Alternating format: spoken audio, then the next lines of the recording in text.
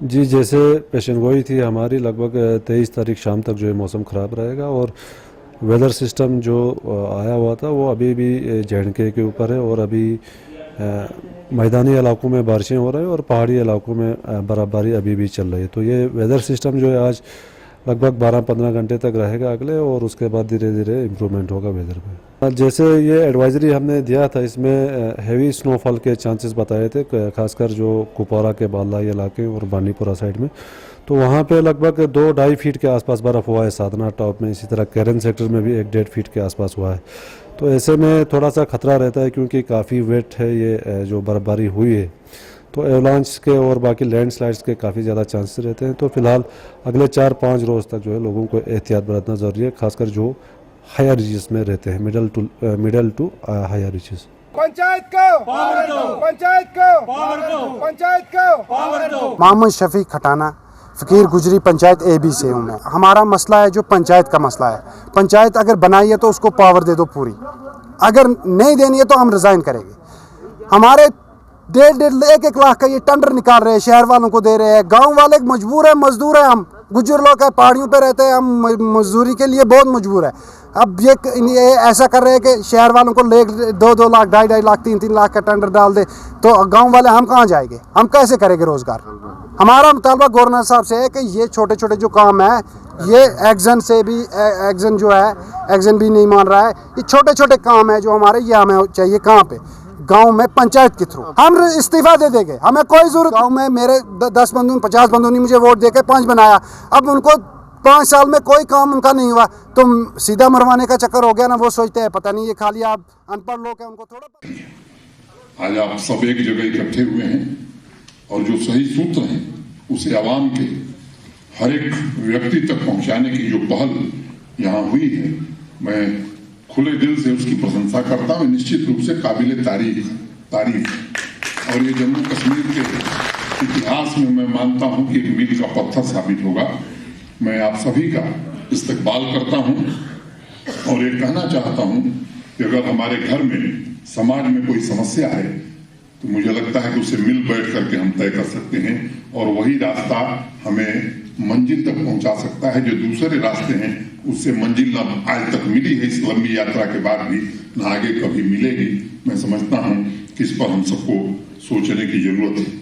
किसी समस्या से नजर हटा लेना बड़ा आसान है, लेकिन उस समस्या को हल करना ये बड़ा दुष्कर कार्य होता है, कठिन कार्य होता है। इसलिए ज्यादातर हमने देखा है कि लोग समस्या से मुंह फेर लेते हैं और उन्हें लगता है कि लो भाई हो गया समाधान। मैं समझता हूं कि समस्या से मुंह फेरने की जरूरत नहीं है, ना हमको ना आप सबको। समस्या का सामना करना, मुझे लगता है कि यही हमारे लिए रास्ता है, तभी हम समाधान तक पहुंचे हैं। तो मुझे खुशी है कि आप सब आवाम के टार्च बियर हैं, पथ प्रदर्शक हैं, गाइड हैं और एजुकेशन के मॉडर्नाइजेशन पर भी यहाँ चर्चा हुई है, काउंटर रेडिकलाइजेशन पर भी यहाँ चर्चा हुई है, तथा इस्लाम की सही व्याख्या लोगों तक पहुंचाई जाए, इसकी भी बात यहाँ की गई है। मैं ऐतिहासिक लम्हा इसे मानता हूँ जम्मू कश्मीर के लिए, और मैं समझता हूँ कि अज्ञानता की वजह से कई लोगों ने इस्लाम का जो संदेश है उसे तोड़ मरोड़ करके प्रस्तुत किया है। मैं ये नहीं कह सकता कि उनका वेस्टेड इंटरेस्ट है, क्योंकि मैं कहूंगा तो बात दूर का लग जाएगी, इसलिए मैं उस बात को नहीं कहूंगा। आप मुझसे बेहतर समझते हैं और मुझे लगता है कि इसको आप जरूर सोचें। मौलाना वहीदुद्दीन खान के अलावा ऐसे कई मौलवी और खातिब हैं जो कहते हैं कि ऐसे लोगों ने इस्लामी ग्रंथों को या तो ठीक से पढ़ा नहीं या चयनित भाग को ही जानबूझ करके लोगों को बताया और गलत व्याख्या की। सिर्फ धर्म की नहीं, बल्कि मैं समझता हूं कि पूरी मानवता, पूरी दुनिया का इन लोगों ने नुकसान किया है, और इस नुकसान की भरपाई कैसे हो, ये विचार का विषय जरूर होना चाहिए। एक सबसे बड़ा सवाल ये है कि अगर 2 इंसान एक बगीचे में जाएं और एक व्यक्ति को फूल नजर आए और दूसरे को कांटा नजर आए, तो फिर ऐसी परिस्थिति में माली का, गार्डनर का दायित्व क्या हो जाता है?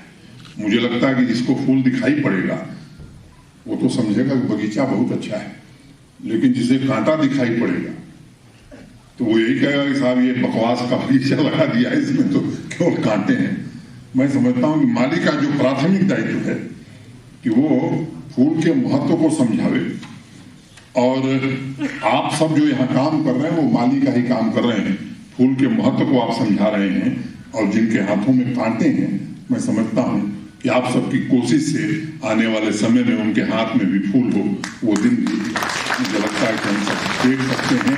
सही रास्ते पर सब लोग चलें, ये हम सबकी सामूहिक जिम्मेदारी है। कोई यहाँ ऐसा नहीं है जो चाहता है किसी का नुकसान। सब लोग इसी भाव से हैं कि यहाँ के आवाम का भला हो, यहाँ के नौजवान का भला हो, और इस दिशा में हम सब मिलकर के काम करें।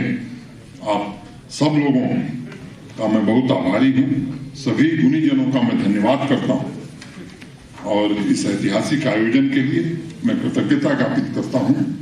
और अंत में मैं कहना चाहूँगा कि चलो ऐसा सजदा करें, चलो ऐसा सजदा करें कि सब दीवारें गुम हो जाएं, कि सब दीवारें गुम हो जाएं, जहाँ मस्ती अपने आप में ऐसी ढले कि खुद ही गुम हो जाए। इस दिशा में हम सब सोचें, मदरसों में किस तरह से मॉडर्न एजुकेशन हम पहुंचा सकते हैं। और दूसरा जिक्र अभी मंच से भी हुआ है कि नशा की ओर यहाँ की युवा पीढ़ी जा रही है। आप सबसे विनम्रता पूर्वक मैं निवेदन करना चाहूँ, जहाँ भी आपको अवसर मिल रहा धार्मिक आयोजन, मुझे लगता है कि प्रशासन का जो काम है सेंटर बनाना, उस दिशा में हम काम करेंगे। लेकिन मैं आपसे विनम्रता पूर्वक निवेदन करना चाहता हूं कि आप भी जहां भी जाएं, मैं समझता हूं कि नौजवान को इस बात के लिए आगाह करने की जरूरत है कि ये साइलेंट किलर, इससे जितना बड़ा नुकसान होगा शायद उसकी हम कल्पना नहीं कर सकते हैं। अलग अलग हिस्सों में बहुत सारे मदरसे हैं, और उन मदरसों में भी मॉडर्न एजुकेशन हो, इसमें जो हमको सहयोग करना है वो हम सहयोग करेंगे। लेकिन प्रशासन चाहे भी तो वो काम नहीं कर सकता जब तक आप सब, मुझे लगता है कि इसकी मानसिकता नहीं बनाएंगे, इसका वातावरण नहीं बनाएंगे। मैं फिर से आयोजकों को और आप सबको हृदय से धन्यवाद देता हूं, और उम्मीद करता हूं कि हम सब मिलजुल करके जम्मू कश्मीर का जो गौरव है, इस गौरव को बहाल करने में और इसका जो उचित स्थान है देश में, मुझे लगता है कि वह स्थान दिलाने में हम सब सफल होंगे। बहुत बहुत धन्यवाद। नमस्कार। जय